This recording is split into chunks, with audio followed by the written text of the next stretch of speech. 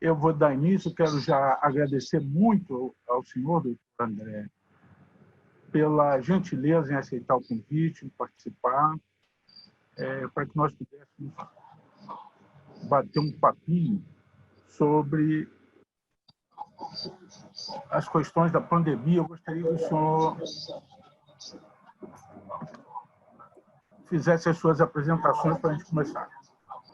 Bom, então muito boa noite, boa tarde aí no Rio de Janeiro. É um prazer estar aqui com o professor Carlos Chagas, nesta conversa sobre a nossa situação.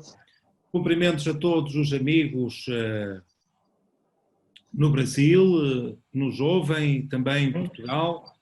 Efetivamente, o meu primeiro pensamento vai para todos aqueles que estão sofrendo com a doença da Covid-19, para com as famílias que viram os seus entes queridos partir com este vírus terrível que veio efetivamente perturbar muito a nossa vida, destruir muito o nosso sistema de vida, mas temos que estar unidos na luta e organizados. Mas, enfim, nestes minutos que me são dados, vou aqui fazer uma caracterização do que aconteceu em Portugal nos seguintes termos. Portanto, como sabem, eu sou jurista, sou professor de Direito, não sou médico, sou o diretor do Centro de Biomédico, onde, aliás, conheci o professor Carlos Chagas, aqui nos nossos cursos de Direito da Medicina, e, portanto, o meu enquadramento é mais jurídico e um pouco social. Em primeiro lugar, queria salientar que a estrutura de poder em Portugal é muito diferente do Brasil. Nós temos um sistema constitucional com uma república unitária, país pequeno aos olhos do Brasil. O Brasil é um país enorme, o Brasil é um dos 5 maiores países do mundo, quer em população, quer em área. Portugal é pequeno, bom, é um país normal. Se nós olharmos para a carta do mundo, há dezenas e dezenas de países da dimensão de Portugal. Portanto, não é um país pequenino, é um país normal, como há dezenas e dezenas, quer em África, quer na América, quer na Europa, quer na Ásia, portanto, países com 10 milhões de habitantes. Mas, enfim, isso justifica que tenha uma república unitária. Significa que as decisões do governo foram seguidas em todo o país. Isso é importante e faz já uma diferença face a grandes países com sistemas federais. Por outro lado, nós temos um sistema de poder muito dividido, bem dividido, entre um Presidente da República, que tem sobretudo um poder de influência social e de influência política, mas sem capacidade executiva. Temos um Primeiro-Ministro que resulta da Assembleia do Parlamento, que é ele que tem o grande poder executivo, e temos depois uma Assembleia da República, que é onde reside verdadeiramente o grande poder, nessa Assembleia em que não há maioria absoluta, embora haja um partido, o Partido Socialista, que tem uma maioria forte. O que é de assinalar que aconteceu em março foi uma grande unidade política, quer do Presidente, que enfim tem uma origem mais de direita, quer do Primeiro-Ministro, com uma origem sensivelmente mais de esquerda, e uma Assembleia da República mais dominada pela esquerda. Houve uma grande unidade política à esquerda e à direita em torno de união para combater o vírus. E isso justificou que o estado de emergência, que foi a primeira vez na nossa história constitucional que a Constituição foi efetivamente suspensa com autorização do Parlamento, a pedido do Presidente e com parecer favorável do Governo, a Constituição foi suspensa, estou aqui a abusar dos termos, efetivamente os direitos fundamentais foram suspensos em grande medida de 18 de março a 2 de maio. Portanto, tivemos 1 mês e meio, portanto 45 dias de estado de emergência. Como eu disse, o estado de emergência é pedido pelo Presidente da República, tem parecer favorável do Governo e é aprovado pela Assembleia da República. E o que é que se conseguiu com isso? Sem entrar em todos os detalhes, mas conseguiu-se efetivamente limitar direitos fundamentais como o direito de deslocação. Criou-se o dever de confinamento em casa. Ou seja, todos os cidadãos, em regra, tinham que ficar em casa. E depois haveria exceções a um conjunto muito variado, desde pessoas que iam trabalhar, e havia muitos trabalhos ainda presenciais, criou-se o dever do teletrabalho para quem podia ter teletrabalho, como foi o caso das universidades, as escolas, embora as escolas tenham demorado mais tempo, entretanto houve as férias da Páscoa, portanto as escolas demoraram quase um mês a adaptar-se, mas estão a funcionar em teletrabalho, muitos serviços em teletrabalho, portanto o país parou de 18 de março a 3 de maio. Foram 45 dias em que o país parou. O estado de emergência, por definição, só pode ser previsto para 15 dias, portanto ele foi renovado depois de 18 de março, 2 de abril e 17 de abril, e terminou no dia 3 de março. Durante esse período, o país não esteve completamente parado. Tivemos os supermercados, as padarias, as farmácias, muitos serviços considerados essenciais, portanto, padaria, farmácia, supermercado. O próprio restaurante podia fazer take-away. Portanto, não era uma situação como na Itália e na Espanha, em que verdadeiramente tivesse havido um adormecimento total. Mas, de qualquer modo, a população cumpriu com grande força o confinamento. De facto, algo, se me permitem a brincadeira, algo em que os portugueses demonstraram ser muito bons em ficar em casa, em realmente não fazer nada, como dizem alguns humoristas.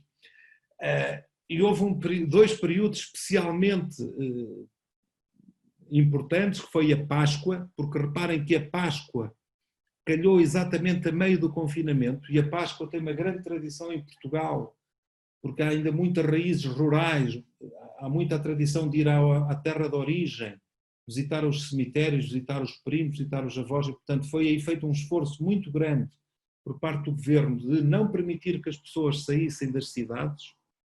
E depois também no período do 1 de maio, porque o 1 de maio é um feriado, é o Dia do Trabalhador, e já estava bastante calor e fazia um fim de semana prolongado. Portanto, foram dois momentos em que a polícia, as operações policiais foram mais importantes para suster as pessoas, sobretudo nas grandes cidades, Lisboa e Porto. Vivendo em Coimbra, como eu vivo, a cidade mais tranquila, as saídas da cidade são mais tranquilas, verdadeiramente, posso-vos dizer, não houve grande controle policial, mas a população aderiu, de facto, a esse confinamento. Mas, felizmente, com isso conseguiu-se manter os números bastante razoáveis. Porquê é que isto funcionou? Funcionou porque, basicamente, Portugal estava com um desfazamento de 10 a 15 dias face à Itália, enfim, face à Itália talvez de 15, 20 dias e de 10, 15 dias face à Espanha. E realmente todos nós vimos, naquele dia 12, 13, 14, 15, 16 de março, o espetáculo absolutamente terrível que vinha de Itália e de Espanha, em que os UTIs estavam esgotando, os cadáveres eram transportados em caminhonetas, uma situação verdadeiramente surreal, e os portugueses, e como outros povos, pegaram um susto e fecharam-se em casa, e o governo e o presidente foram efetivamente no mesmo sentido. Com isso, de facto, estancou-se a situação epidemiológica. E o que nós podemos dizer é o seguinte: não há nada como ver os números de hoje. Os números de hoje, já passado um mês, portanto já estamos no dia 1 de junho, um mês depois do desconfinamento. O desconfinamento corresponde a uma figura jurídica que se chama o estado de calamidade. Nós mantemos um estado que não é um estado normal, é um estado de calamidade, é uma lei da proteção civil e uma lei da saúde pública que permitem que o governo tenha medidas excepcionais também de restrição dos direitos fundamentais, mas não tão graves como no estado de emergência. Por exemplo, desde o 3 de março, nenhum policial nos pode obrigar a estar em casa ou perguntar porque é que andamos a passear pelo país. Temos o direito de deslocação. Mas não foi automático. Houve um primeiro desconfinamento a 3 de maio, outro a 18 de maio e outro hoje. Por exemplo, hoje reabriu a pré-primária, o jardim de infância. O meu filho de 5 anos foi hoje pela primeira vez, ao fim de maio, abril, 2 meses e meio, à escola pré-primária. No dia 18 de maio, reabriram restaurantes com 1/3 ou metade da lotação. E no dia 3 de maio, reabriram cabeleireiros, médicos dentistas, odontologistas, serviços em geral, pequenas lojas. Os centros comerciais, o shopping center, reabriu hoje, com exceção de Lisboa, porque Lisboa está a ter problemas, como vamos ver já a seguir. Mas, portanto, para vos dizer, houve aqui um período de estado de emergência, de 18 de março a 3 de maio, 3 de maio, 1 de junho, um mês de passo a passo, abertura da sociedade e abertura dos serviços e abertura de atividades. Ora bem, como é que nós estamos hoje? Estamos com 32.700 casos diagnosticados. Portanto, para uma população de 10 milhões de habitantes, 32.700, e num país que está no topo europeu de testes. Ou seja, podemos dizer que é um número que tem alguma aproximação à realidade. Por exemplo, ainda há pouco estava conversando com outros sobre a Suécia. A Suécia, como sabem, teve uma política muito liberal, em que houve muito pouco confinamento. A Suécia oficialmente só tem 30.000 contaminados, mas na verdade deve ter muito mais, porque o número de mortes na Suécia é 4 vezes maior do que Portugal. Portanto, Portugal está com 1.424 mortes. 1.424 mortes para 10 milhões de habitantes é um número muito bom para a Europa Ocidental. Nós não podemos esquecer que a Europa Ocidental é a região do mundo que mais sofreu até agora de Covid. Estamos a falar de Espanha, estamos a falar de Itália, França e Inglaterra.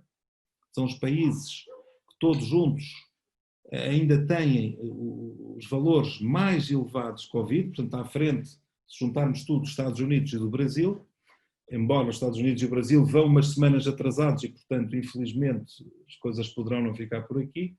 Portanto, Portugal neste contexto está bem, como eu vos disse, pegámos um grande susto de Espanha e de Itália e a política de confinamento foi muito, muito útil. O que é que se evitou com esta política de confinamento? Aquilo que era o terror, que era não conseguir ter um sistema de saúde capaz de reagir. E, na verdade, estivemos sempre muito longe do limite. Portugal tinha, no início da crise, cerca de 1.000 ventiladores, portanto, 1.000 ventiladores para 10 milhões de habitantes. Era um número fraco, para a Europa fraco. Obviamente, a nível mundial é um número razoável, mas a nível europeu comparávamos mal com outros países europeus. Entretanto, já comprámos e fizemos, estamos na casa dos 1.400 ventiladores, nunca chegou acima dos 500 cidadãos doentes ligados ao ventilador. E estamos neste momento com um número residual, estamos com poucas dezenas de pessoas ligadas aos ventiladores.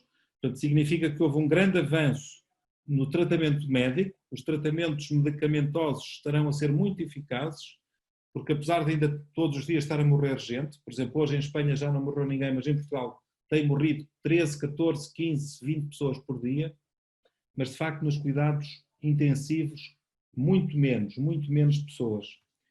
E portanto esse era o grande objetivo do governo, era evitar o colapso do sistema. Portanto ele esteve muito longe de colapsar e por isso agora estamos a tentar criar uma vida com o Covid.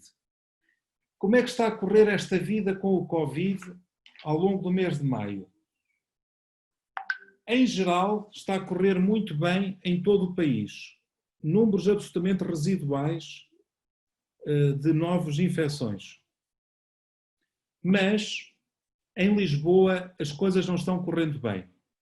Em Lisboa, as coisas não estão correndo bem. Estamos com 200 a 300 casos por dia, sobretudo situados na área de populações trabalhadoras, de trabalho muito intensivo, uma mão de obra intensiva na área da logística de hipermercados, logística de mercados, em que é uma certa região em que as pessoas vão de transporte público, transportes públicos com muito transporte, com muita população, as condições de vida também deficientes, muita população imigrante que vive com más condições de habitação, também na área da construção civil, também alguma população imigrante, seja do Paquistão, da Índia, da África, enfim, um pouco todo lado. E aí estão-se a verificar surtos fortes que estão a preocupar a situação em Lisboa. Para além disso, também poderá estar a haver, assim como os portugueses foram muito bons a ficar em casa, de repente estão a ser excelentes a sair de casa. Por exemplo, a praia de Lisboa, que se chama Costa da Caparica, teve no domingo 200 mil pessoas. De repente, as pessoas esqueceram de tudo e está tudo louco na praia. Mas a começar pelo Presidente da República, que é o próprio a dar o exemplo, vai de calção tomar um banho, e o Primeiro-Ministro também foi à praia, que na ideia de recomeçar a economia. Portanto, foram muito radicais no confinamento e agora o pessoal está muito radical, não percebe que tem que criar um novo estilo de vida, aprendendo com as pessoas do Extremo Oriente, enfim, da China, Coreia, Japão, onde é normal, porque eles tiveram a crise da SARS, tiveram várias crises nos últimos 20 anos, e não só, também tradicionalmente, têm sempre a tradição de evitar qualquer gripe. E sempre que tem uma gripe, usar máscara. E não usar as mãos, não tocar, lavar a mão. Portanto, cuidados de higiene muito enraizados que, efetivamente, estão a falhar na região de Lisboa, em certas comunidades. Mas, oxalá, tudo se consiga compor. De qualquer modo, as autoridades não parecem estar extremamente preocupadas, até porque este tipo de população é uma população que, obviamente, há um risco de morte e há um risco de grave lesão à saúde, mas numa percentagem muito ínfima. Lá de trabalhadores fortes, resistentes, normalmente pessoas na força da idade e, portanto, a estatística mostra que a probabilidade de morte é baixa. De qualquer modo, é lamentável que isto esteja a acontecer. O tempo voa e eu queria passar já para os excessos e as lições. Portanto, terminar para depois deixar para o debate isto. O que é que eu acho que houve de excessivo neste período todo e que ainda se mantém preocupante? Não foi tanto a privação da liberdade de deslocação, portanto, o confinamento e o teletrabalho, não foi tanto a privação dos serviços e a privação da liberdade de trabalhar, que obviamente é um encargo económico extraordinário. Houve pessoas que simplesmente perderam muito rendimento, todo o profissional liberal, médico odontologista, médico liberal. Os hospitais privados perderam imenso rendimento. Portanto, mecânicos, cabeleireiros, restaurantes, portanto, haverá uma crise económica sem precedentes. O turismo, que é uma das grandes forças económicas de Portugal, parou, e não só parou durante 2 meses e meio, como agora vai ter muita dificuldade, até porque ainda há muitas proibições, ainda há muito poucos aviões circulando na Europa. Portanto, ontem já aterrizaram alguns turistas em Portugal, 150, mas estamos a falar de um país que recebe milhões de turistas, portanto não são 150, nem 1500, nem 500 mil turistas que vão recompor a crise tremenda no turismo. Mas isso tinha que ser na perspectiva de salvar o sistema de saúde e de salvar vidas e de salvar a saúde das pessoas. Até porque temos de perceber que Portugal tem uma população extremamente envelhecida, ou seja, 20% da população tem mais de 65 anos e, portanto, é uma população de risco. Se houvesse uma aposta na chamada imunidade de grupo, como os suecos, parece, estão a pensar fazer, assim, embora a Suécia também tenha uma população envelhecida e por isso as coisas estão a correr relativamente mal, estão com 5 mil mortes, vejam, nós temos 1.400, uma população semelhante, eles estão com 4 vezes mais mortos do que em Portugal. Portanto, foi uma opção correta e agora é preciso recomeçar. O grande excesso, para ser mais concreto, a meu ver, foi nas questões de fim de vida e questões dos rituais funerários. Não foi só em Portugal, está a ser em todo o mundo e preocupa-me enquanto cidadão 2 pontos. Primeiro, a impossibilidade de dizer adeus ao familiar que vai morrer de Covid. Pode-se dizer que há um grande perigo de contágio, levar um familiar a uma enfermaria Covid tem um custo extraordinário e um perigo grande, é verdade, mas há países em que enfim, se permite, de certas formas, às vezes até fora da lei, mas está-se a permitir essa despedida. Repare-se que isto é um fenómeno verdadeiramente quase novo. Enfim, sempre há doenças infecto-contagiosas, mas, quer dizer, com esta gravidade, nem sequer poder haver uma despedida. Enfim, fez-se um simulacro de uma despedida por WhatsApp, uma despedida por celular, mas, enfim, eu compreendo que é um momento difícil. Portanto, as famílias invadirem as unidades, as UTIs ou as enfermarias Covid para fazer a despedida. Mas para mim, mais grave ainda, porque considero muito mais desproporcional, foi o que aconteceu em matéria de rituais fúnebres. É evidente que o cadáver Covid oferece um perigo para a saúde pública. É evidente que tinha que haver medidas de cuidado, regras de medicina legal, regras funerárias, tudo mais. Mas aquilo que se fez em Portugal, a meu ver, foi profundamente exagerado. E desde logo, se procurarmos no Diário da República, o governo verdadeiramente nunca fez grandes proibições de funerais ou de velórios. Disse é que os municípios deviam fixar um número máximo de pessoas presentes para evitar grandes ajuntamentos. Disse que quando o cadáver é Covid deveria haver o máximo de cautela, proteção e tal. Verdadeiramente quem é que regulamentou isto? Foi a Associação Portuguesa de Agências Funerárias. E o que eles fizeram foi, a meu ver, de grande gravidade.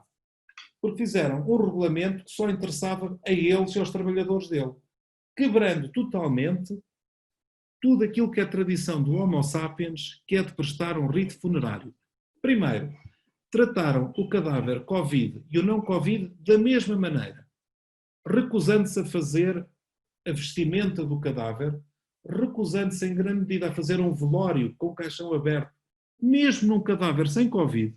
Repare-se, não há nenhuma razão científica para que um cadáver, porque vamos lá ver, em Portugal morreram até hoje 1.400 pessoas de Covid, mas todos os dias morrem 350 pessoas em Portugal. Portanto, durante estes 2 meses e meio, basta fazer as contas, portanto, terão morrido 3.000, 10.000, 20.000, 25 a 27.000 pessoas. 1.500 de Covid, mas as outras 25.000 não tinham Covid, nem suspeita de Covid, simplesmente morreram de infarto cardíaco. Aliás, o grau de morte, de letalidade, foi elevadíssimo nestes meses em toda a Europa. Ainda há muito estudo a fazer sobre o que aconteceu estes meses, porque não bate certo. Por exemplo, em Portugal, os 1.500 não justificam a diferença de mortalidade que está em números muito superiores àquilo que seria previsível para estes meses.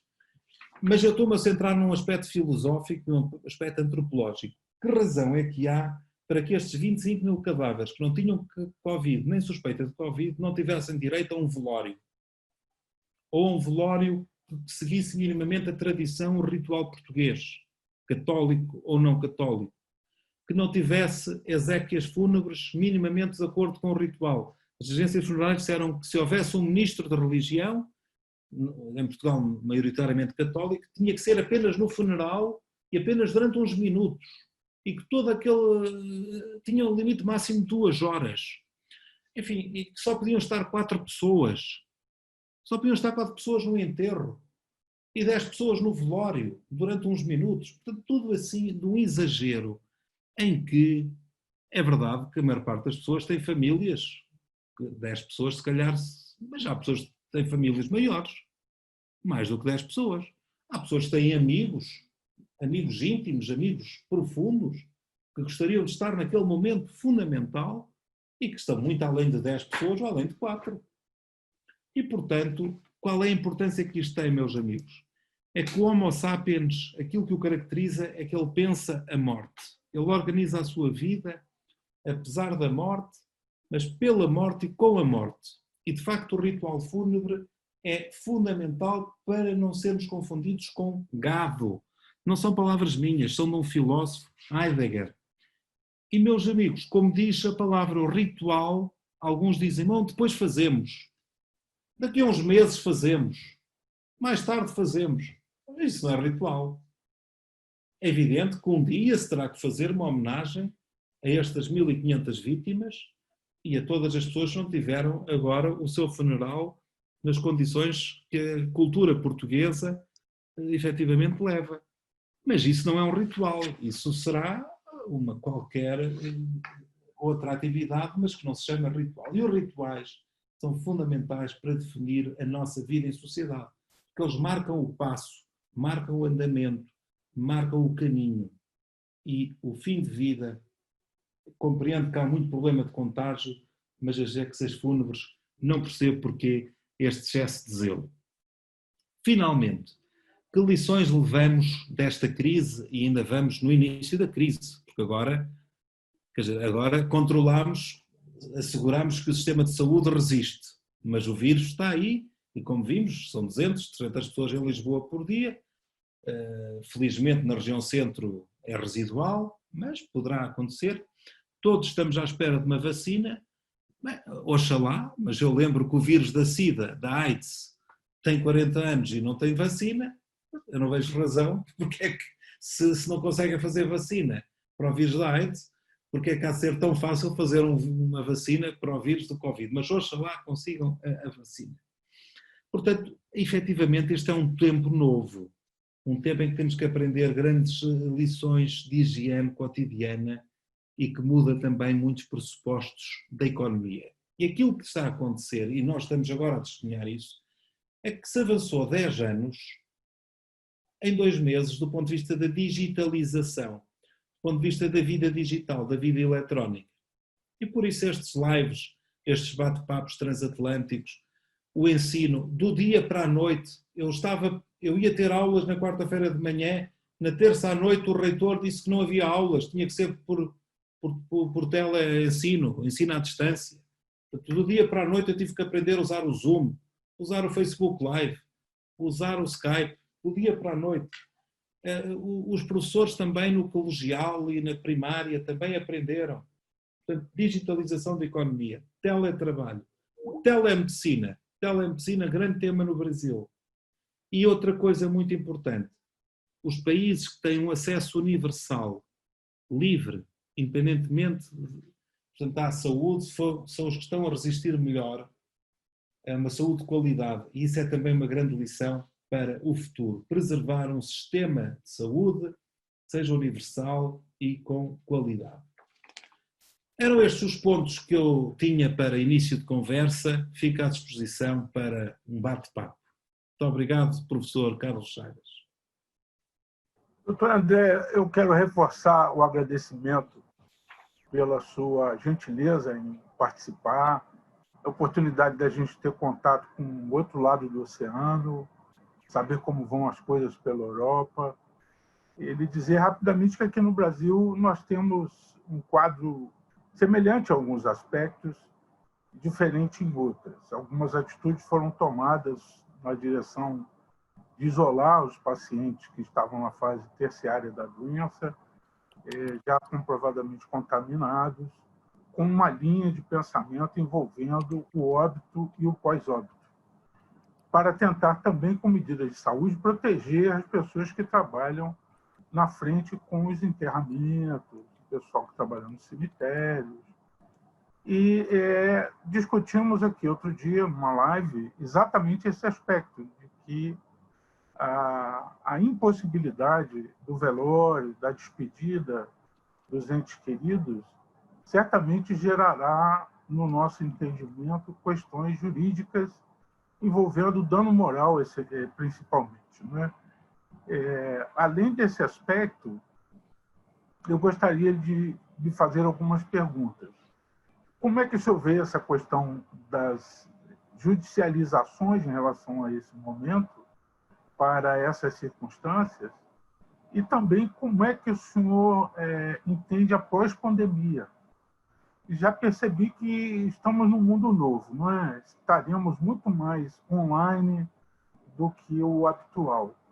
No entanto, aqui no Brasil, especialmente, a gente tem uma porção grande da nossa população que não tem acesso às redes sociais, às ferramentas para participar de toda essa renovação que vai acontecer, obviamente, daqui para frente. E queria saber em que momento Portugal está em relação a isso. Se a telemedicina já é uma realidade para vocês, se vocês já estão utilizando essa ferramenta, há quanto tempo? E daremos sequência com alguma pergunta aqui do chat. Então, sobre o que colocou, o dano moral por ausência do ritual fúnebre, para ser honesto, acho que não vai haver muita judicialização porque, por um lado, as igrejas todas tiveram uma atitude de grande respeito por uma ideia de confinamento e de grande preocupação em não causar problemas de saúde pública. E, portanto, a minha crítica nem é uma crítica ao governo. Como eu disse, o governo praticamente pouco disse. Apenas disse, bem, os municípios devem regular por forma a haver um número máximo de pessoas, devem tomar cuidado com os cadáveres. Eu disse uma coisa muito vaga. Os municípios muitas vezes remeteram simplesmente para aquilo que foram as normas da Associação das Empresas Funerárias e, portanto, as próprias famílias também não quiseram preocupar-se muito com isso. Enfim, as próprias famílias estavam muito com pânico. Repare-se que se criou em Portugal uma cultura de grande pânico, e bem, porque a situação era e é preocupante, embora hoje já percebamos que a letalidade é abaixo dos 65 anos, é uma letalidade que ataca sobretudo a partir dos 80 anos, sobretudo pessoas já com outras condições, mas também é uma doença que causa graves danos no pulmão. Pronto. Portanto, foi uma situação geral de pânico, por isso, tirando alguns segmentos até mais religiosos, que não se reviram na postura tão colaborante da Igreja Católica, ou tirando, a minha observação até era mais, digamos, de que não podemos deixar que isto continue.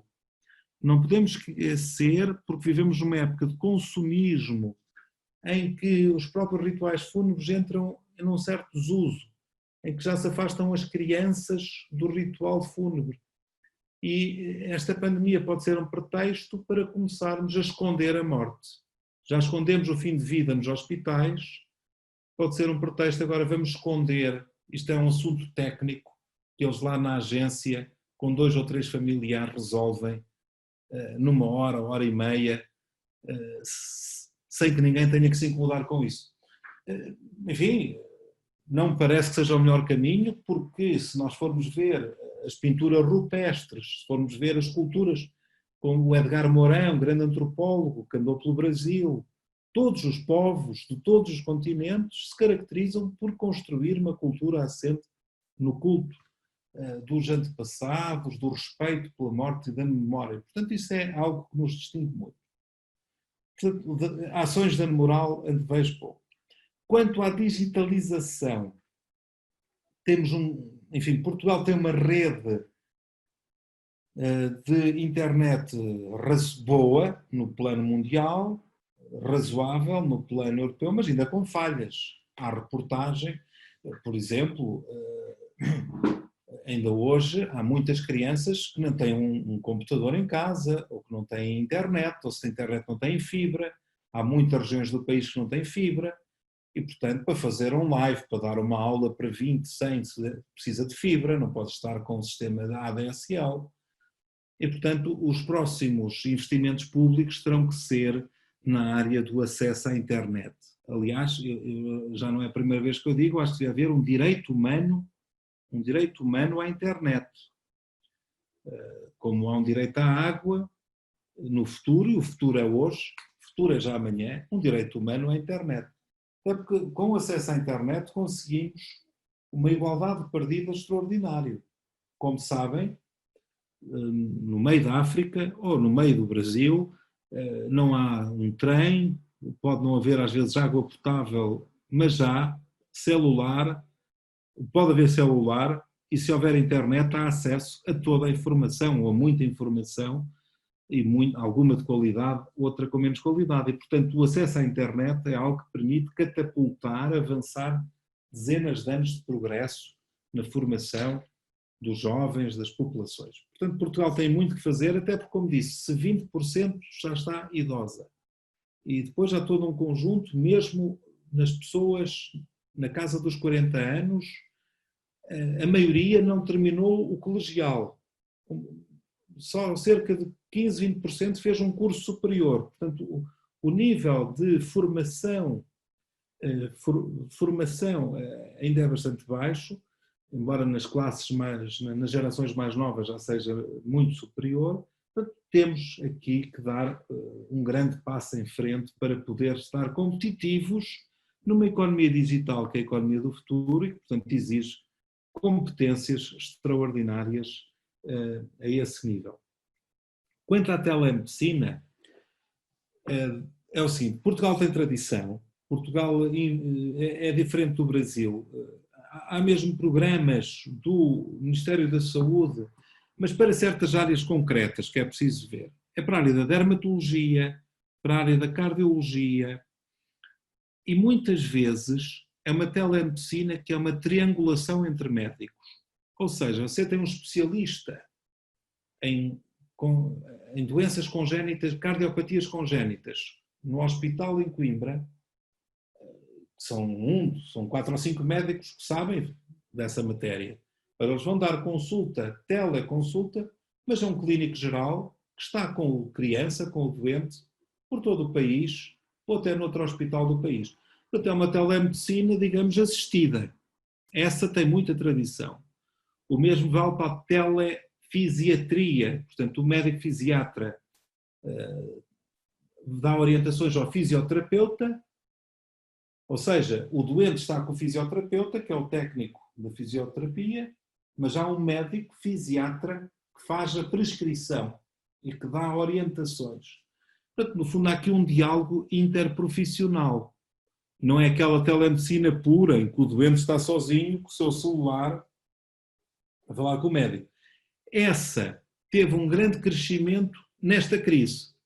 Por exemplo, a minha irmã é cardiologista e durante a crise estava na Ilha da Madeira, trabalhou muito bem, deu todas as consultas, até pelo velho telefone. Nem foi o WhatsApp, nem o Skype, nem o Zoom, foi o telefone. Estamos a falar de doentes crónicos, estamos a falar de uma consulta de acompanhamento, de uma conversa de acompanhamento de um doente crónico cardíaco, uma revisão da prescrição, uma atualização da prescrição. Portanto, mantém-se ainda, enfim, penso que agora em junho já retoma presencial, talvez, mas portanto durante 2 meses e meio, 3 meses, fez este tipo de telemedicina para doentes crónicos, de puro acompanhamento.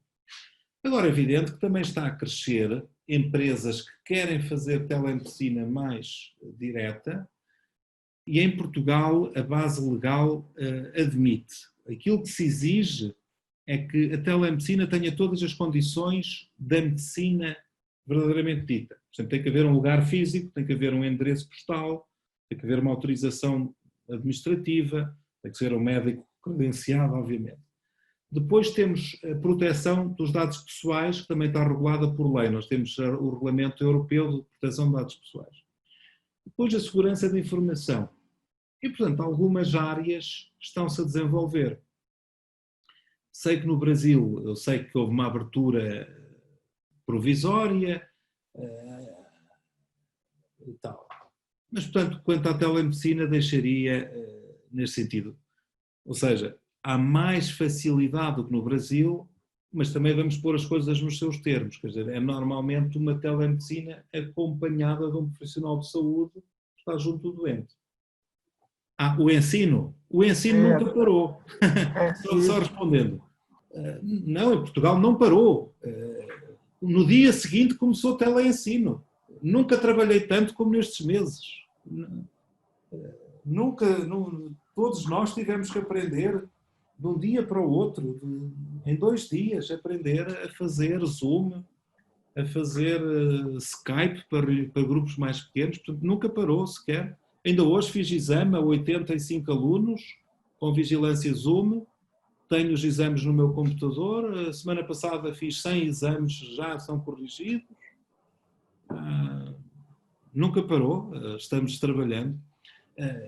E eu espero que a informação que me deram sobre as universidades federais não seja, não sei, não corresponde à verdade, porque assim fica fácil estar do lado do governo que nunca quer investir nas universidades federais, não é? Não, deixa só dizer, Presencial só não, existe ensino presencial para um pequeno grupo, começou no dia 18 de maio, que são os jovens de 16, 17 anos, 18, só 3 horas por dia, que vão fazer exames nacionais de acesso à universidade.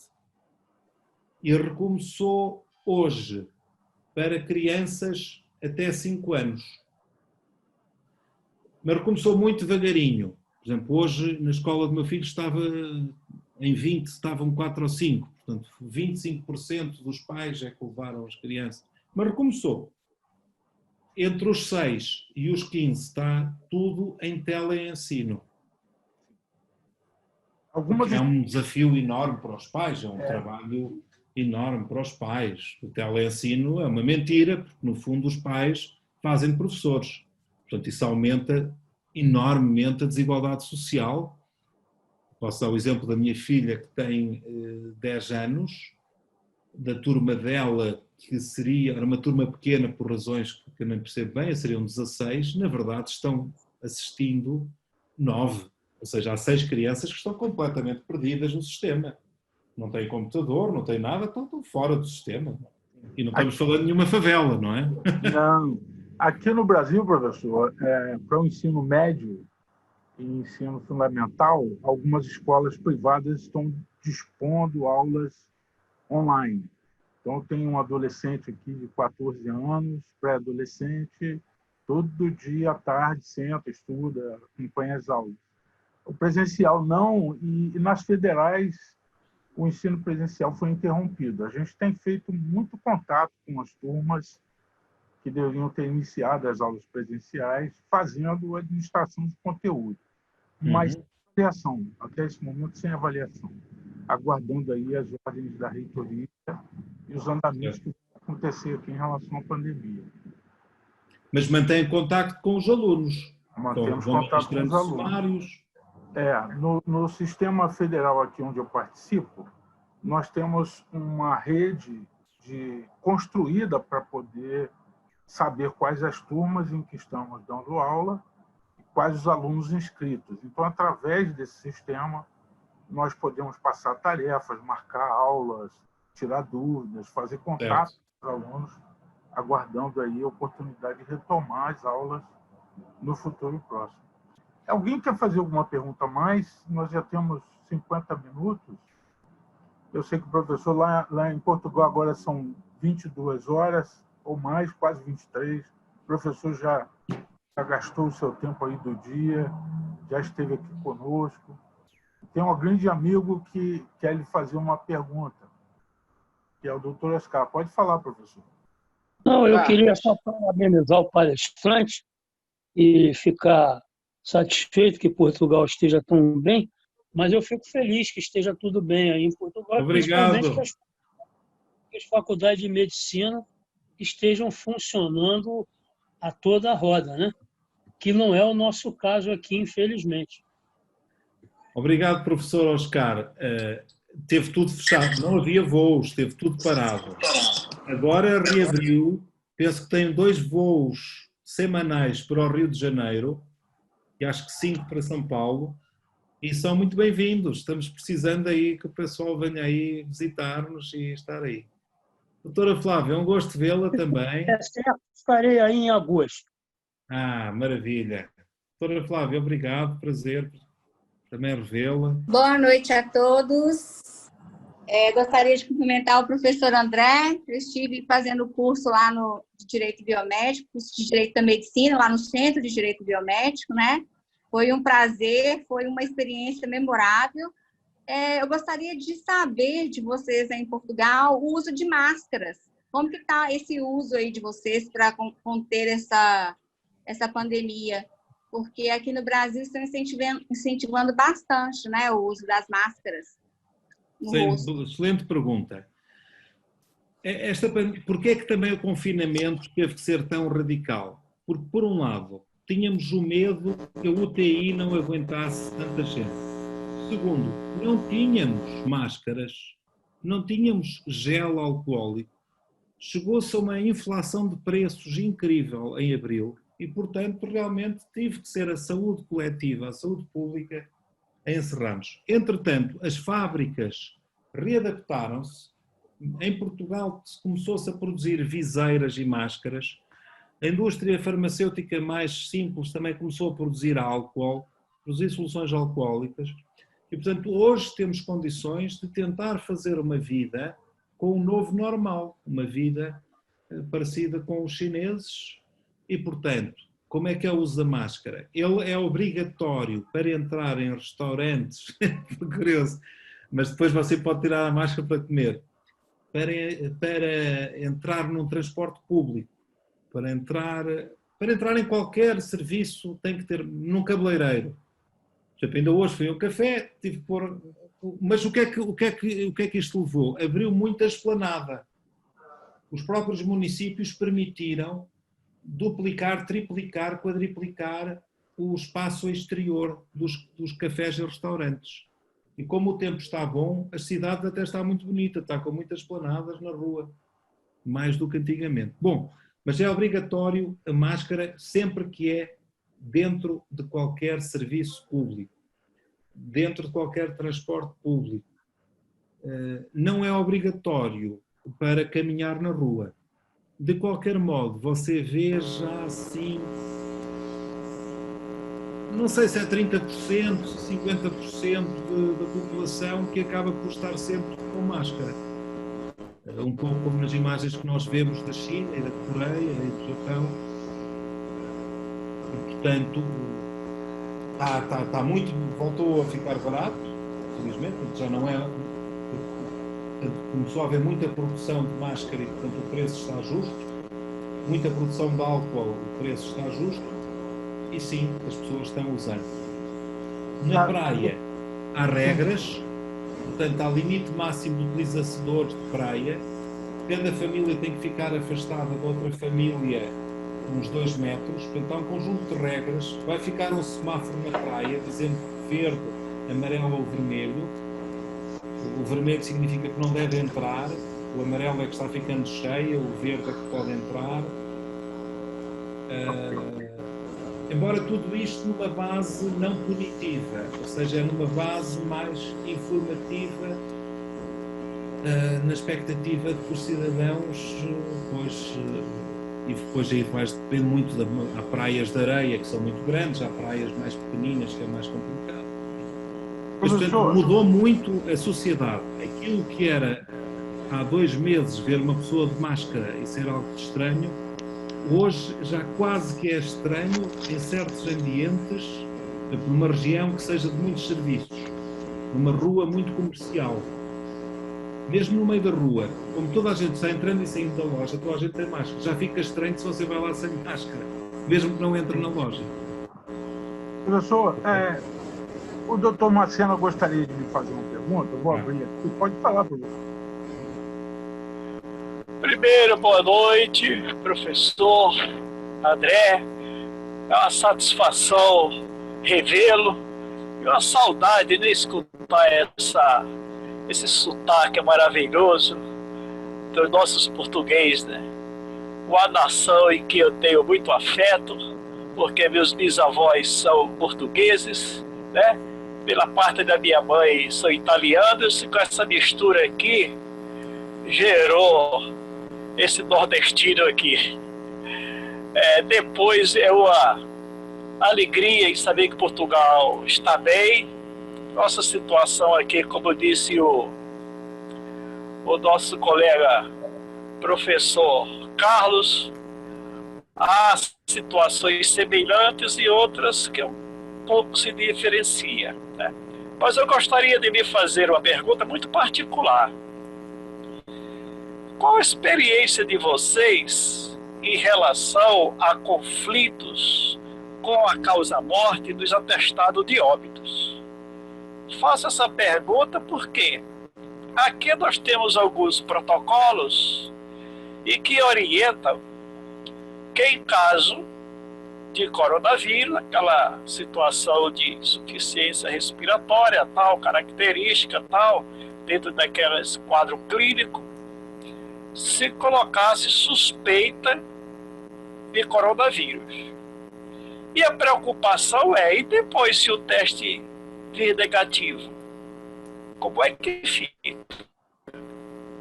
Tem alguma experiência nesse sentido, professor? Tudo legal. Ouvi, eu não vou poder dar uma resposta muito informada porque não sou médico, apenas poderei dar uma noção aproximada. Que no fundo é a questão do morto por Covid ou mortos com Covid. Porque de facto em muitos países houve-se, por exemplo na Alemanha, a Alemanha tem uma taxa de infectados muito grande, tem um número de infectados muito grande, mas um número de mortos muito baixo. Porquê? Porque na Alemanha, desde o início, foi claro que só contava para a estatística aquele que morria por Covid, por causa do Covid, e não aquele que morria por uma outra doença e que estivesse infectado com Covid. Portanto, mas os senhores são médicos, percebem melhor do que eu essa distinção e, portanto, dizer que Portugal, portanto, quando nós falamos dos 1.500 mortos, 1.424 mortos, portanto, quase 1.500 mortos, é com diagnóstico de Covid. Não é apenas suspeito, é mesmo com diagnóstico. Ok? A Solange Carvalho está perguntando qual é a faixa. É a partir dos 80. Eu teria aqui uns quadros, porque eu tenho recebido uns e-mails muito interessantes, mas não vale a pena mostrar os quadros. É claramente acima dos 80 anos é onde há mais morte por Covid. E cerca de 80% dos mortos Covid, ou mais, ainda há pouco vi o número, têm mais de 65 anos de idade. Até mais, portanto 80 e tal por cento dos falecidos têm mais de 65 anos de idade, dos quais um número elevadíssimo tem mais de 80 anos. Isto significa apenas o seguinte, significa apenas que as pessoas com mais de 80 anos têm mais comorbilidades, têm mais doenças associadas, têm maior fragilidade, e sendo um vírus tão agressivo que causa uma reação ao sistema imunológico tão agressivo, naturalmente resistem menos bem. Mas também há mortos com 40, 50 anos. Então, também podemos dizer que isso é uma falha de Portugal. Sim, como aconteceu em toda a Europa, de facto, os lares de idosos, os asilos de idosos, não é? As casas de idosos foram, de facto, um problema, tendo havido um número muito significativo destes 1.500 mortos, enfim, uma percentagem importante foi efetivamente em lares de idosos. Isso é muito lamentar, significa que também é uma lição a aprender, é uma lição de que é preciso reforçar a fiscalização nessas instituições. Por outro lado, também é preciso compreender que nessas instituições a taxa de mortalidade é muito elevada. E, portanto, por exemplo, é normal, o nosso inverno de janeiro, fevereiro, março, o número de mortes por gripe é também muito elevado exatamente nessas casas, porque são casas fechadas, ambientes úmidos, ambientes aquecidos, ambientes em que há, enfim, 20, 30, 40, 50, às vezes 60, 70 pessoas a frequentar um oxigênio, enfim, que facilmente, sem dúvida que é esse problema. Se na reabertura estão liberados. Isso foi um grande tema há um mês atrás, porque punha-se a hipótese de manter um dever de confinamento aos maiores de 70 anos. Mas isso não passou. Seria uma discriminação dos maiores de 70 anos desproporcionada e, portanto, não há uma diferença entre os que têm mais de 70 anos e os que têm menos de 70 anos. Aqueles que têm um dever de confinamento são os que têm doenças do sistema imunológico, portanto, que estão com uma fraqueza, portanto, esses sim têm um dever de ficar em casa. Os doentes crónicos têm também certos direitos de teletrabalho ou mesmo direito de não trabalhar mediante prescrição médica, mas não se fez essa fronteira nos 70 anos, porque houve um grande movimento, um movimento importante, e desde logo é preciso ver, o nosso Presidente tem mais de 70 anos, o Presidente da Assembleia da República tem mais de 60 anos, Portugal é uma gerontocracia, em Portugal o poder está sobretudo em pessoas ali entre os 70 e 75 anos, tirando o Primeiro-Ministro, e portanto eles não admitiram essa discriminação e com toda a justiça não admitiram essa discriminação. Aumento de mortos não tem havido aumento de mortos, não tem havido aumento de mortos. Este mês tem decorrido bem, não tem havido, tem havido cerca de 14 mortes por dia, 15, 16, 10, portanto tem corrido bem, oxalá assim se mantenha. E em Espanha, que parte de uma situação muito catastrófica, em que tinha centenas de mortes por dia, hoje foi o primeiro dia sem mortos. Portanto, isto também é uma esperança. É uma esperança. Não sei se tem a ver com o calor, entretanto chegou muito calor, mas o calor não afeta, porque o Rio de Janeiro está sempre quente e há muito Covid e, portanto, não sei. Muito bem. Bom, se calhar não roubo mais tempo. Isso, professor, eu quero lhe agradecer muito. Já temos aí 1 hora. O seu tempo é precioso, eu sei disso, sou muito atarefado. Deixar um convite para quando estiver aqui no Rio de Janeiro, nos visitar, conhecer a nossa escola. E também deixar um convite para novos contatos. Vamos ver se a gente consegue reunir mais gente para fazer um troca-troca também. Obrigado, é um prazer e uma honra. E insistir muito em agradecer, porque a sua generosidade superou as minhas expectativas do convite que a gente fez. Ele fica de pé, sempre a ordem para a gente poder seguir em frente, né? Professor, muito obrigado. Muito obrigado a todos, caros amigos, e sempre às ordens, e saúde para todos aí no Rio de Janeiro e em todo o Brasil. Para vocês também em Portugal, professor. Um grande abraço. Famílias. Obrigado a todos que vieram, professor Paradinho, Tomás, Macena, Camélia, Solange, Nilson, Mônica, Fernando. Muito obrigado. Um grande abraço a todos. Viu? Abraço.